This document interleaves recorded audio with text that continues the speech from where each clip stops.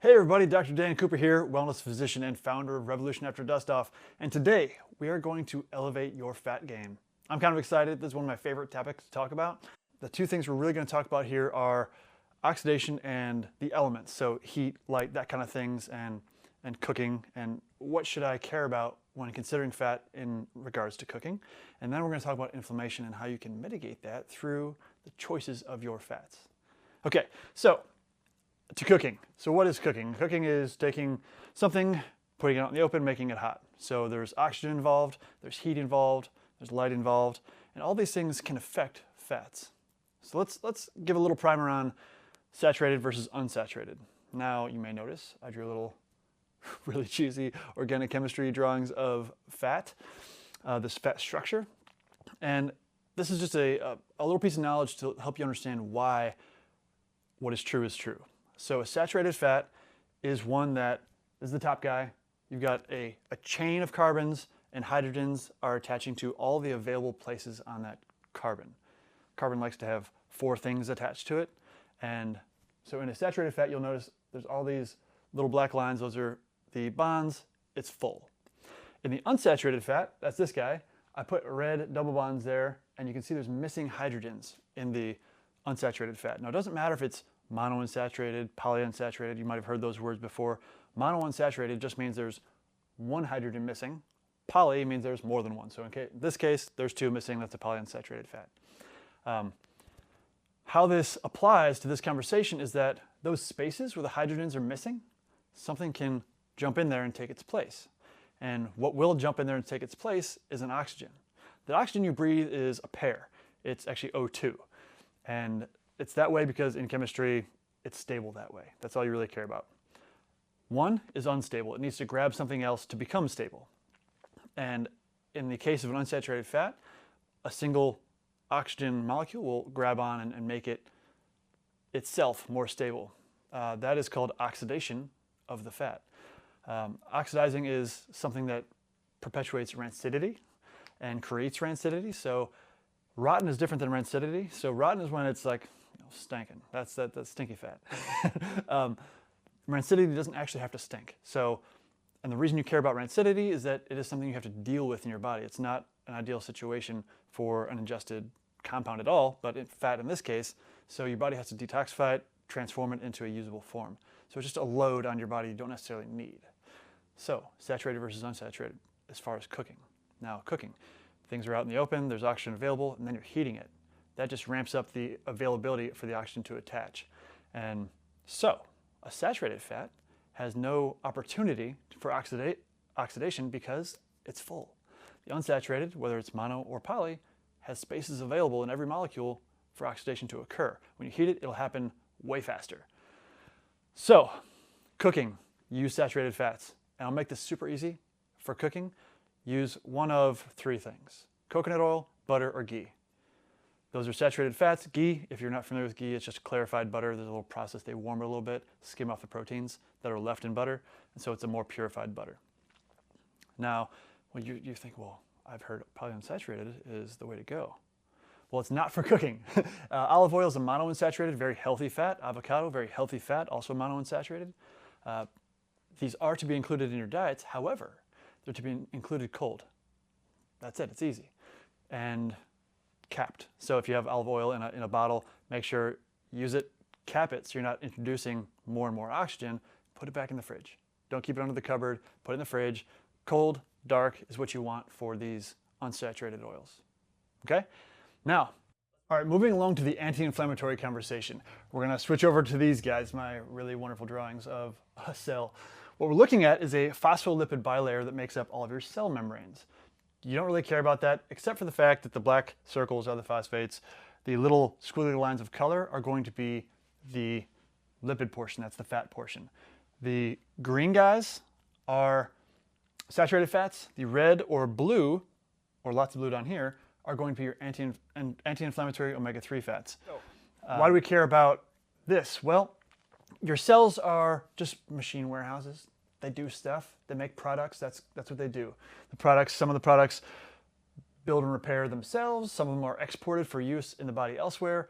And the anti-inflammatory conversation we care about eicosanoids, which are products that are produced to dictate either increase or decrease in inflammation.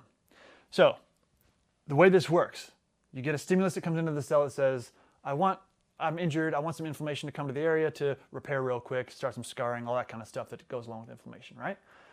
So stimulus comes in, so the machinery, these little guys in here start doing stuff.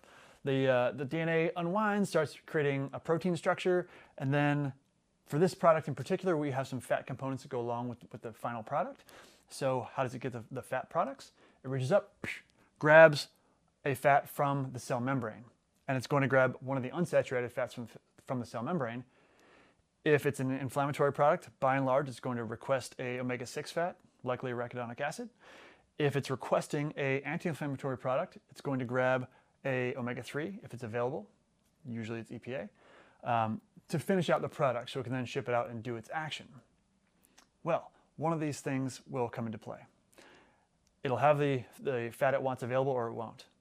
And this has a big dietary significance because the standard American diet has a ratio of omega-6s to omega-3s of around 40-1. Estimates vary between 20-1 and 70-1, so 40 is around the middle, and a lot of people agree on 40-1. The ideal ratio, between 1-1 and 4-1. That's significantly different. So of these unsaturated fats that are incorporated into every cell membrane and every cell in your body, they should be in a ratio of around 1-1 to 4-1. If you have 40-1 omega-6s to omega-3s, like this guy up here, you can see there's only a couple blue spots in here. And this one, there's a bunch of blue spots and a couple of red spots, or a few red. This one's a lot more balanced. This is my attempt at an ideal cell. So this is our junky standard American diet cell. So the product is starting to get created, and you've got now all the protein components are made. It's looking for its fat component now, and it's requesting a inflammatory product. Reaches up, got a lot of red ones here. You got enough red ones here. It can do that. Say it's asking for an anti-inflammatory product, and by and large, omega-3s, EPA in particular, is the unsaturated fat that gets used for anti-inflammatory products. So up here, if the cell's making its products, looking for its anti-inflammatory fat to come along, that omega-3, it'll reach up. It's like, well, I don't have one. What am I going to do? Well, I just got to grab something. I got to make the product. So it grabs a omega-6 and creates an inflammatory product. So now you've got a request for an anti-inflammatory product, but because the fats available to the cellular machinery as it's trying to create a product are only the inflammatory omega-6s, that's what it makes, perpetuating that inflammatory cycle. Now you've got this chronic inflammation cascade going on. And as we know, chronic inflammation is implicated in just a vast number of these diseases of chronicity, these lifestyle-oriented excess inflammation diseases, cancer, diabetes, heart disease, all that stuff, very inflammation-oriented. So you don't want to have chronic inflammation. When your body asks to quench the inflammation, you want to be able to do that. So how do we do it? Well, you start to, through your diet, balance the omega-3 to omega-6 ratio. And you can add omega-3s to the diet through some plant foods. That's ALA is that omega-3 in plants. It has a really junky conversion rate to what we can use as animals. We're animals just like other animals.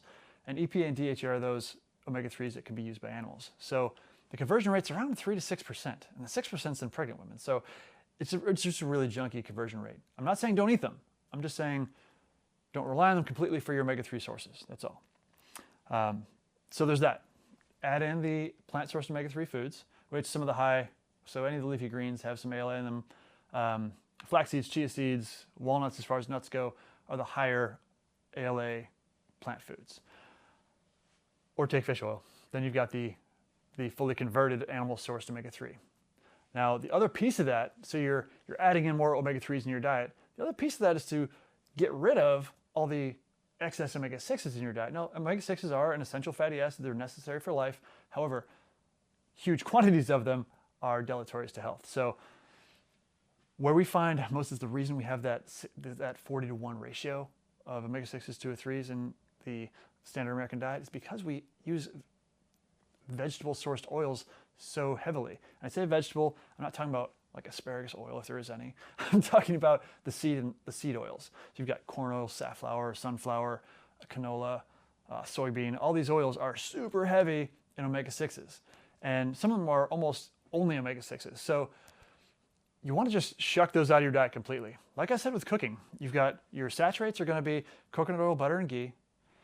Your unsaturates, your monos are going to be, so monounsaturated, just the one empty space for hydrogen. That's going to be your avocado and olive oils. The polyunsaturates, eat them as the whole food, because since they are polyunsaturated, they have more than one space per molecule available for oxygen to attach. You just don't want to risk it and extract it from its protective housing, the whole food, and just have it exposed to oxygen. So eat chia seeds, eat flax seeds, eat walnuts, but eat them as that. It's just a safer way to go. And that's the deal. If you balance out the omega-6 to omega-3 ratio, now your cellular machinery can actually do what it wants to do and what your body's asking it to do, which is keep a appropriate inflammatory response that once it is not needed anymore can go away. So take homes, cook with coconut oil, butter, or ghee. You can use palm oil too. Make sure you're not killing orangutans for it. And your cold oils, we've got olive and avocado, or just eat avocados and olives. But if you want the oils, those are good to keep in the fridge in a dark, closed container. And you can supplement with omega-3s from fish sources. You might have heard debates on fish oil versus krill oil. Krill oil, as far as omega-3s go, much lower percentage of the oil is going to be the omega-3s. It does have a lot of astaxanthin in it though, so if you want to use it as an astaxanthin supplement, which is just a strong antioxidant carotenoid, you can do that. But as far as balancing out that omega-3 ratio, you really want the fish oil. It's just got a much higher percentage of EPA and DHA. So that is the, hopefully, very short but concise spiel on upping your game on fat quality. Thanks for listening. I cannot wait to give you the next in the series. Thanks.